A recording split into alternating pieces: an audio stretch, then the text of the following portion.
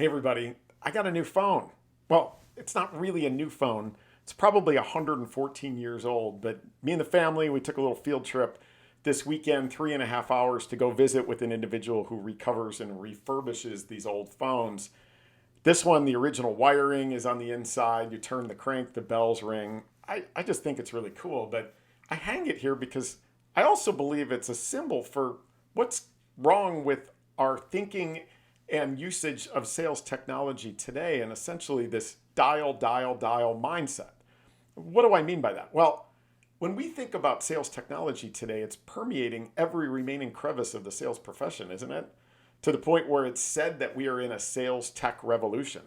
Well, I would argue that the greatest sales technology revolution took place back in March of 1876 when the notorious AGB, Alexander Graham Bell, made the first telephone call. A whole world exploded of technology around there, not only revolutionizing communication, but eventually revolutionizing sales outreach. Now, in the 1890s, when AGB's patents expired, there were tons of companies that grew out of the woodwork. Technologies around poles and wires and accessories that went with these phones being sold everywhere. This phone specifically, I believe, was around 1908. It was built by a company called the Swedish American Telephone Company, headquartered in Chicago, founded by a German, but another story for another day. But that was truly the beginning of the sales technology revolution. It happened at a time when the sales profession was trusted and respected and admired. And my belief was because back then, before the telephone and its explosion became, it was all about face to face, human to human, looking each other in the eye. Every sale took place in that way. Now, if you fast forward to today, back at the end of last year, there were 221 million telephone numbers on the National Do Not Call Registry. I mean, AGB would be rolling over in his grave, right?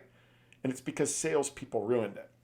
We started to prioritize scale over service. And what do I mean by service? Well, let's go back to my favorite sales philosopher of all time, Arthur Sheldon, who back in the early 1900s defined sales as the science of service, along with a quote, grasp that thought firmly and never let go.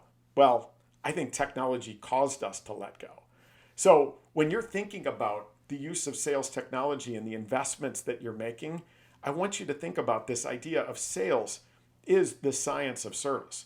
Our role today is to help our customers achieve their outcomes and use technology to make sure that happens, and that happens more often, will not only help you differentiate in the way that you sell so that you flourish, but I believe that the future of the sales profession will flourish as well.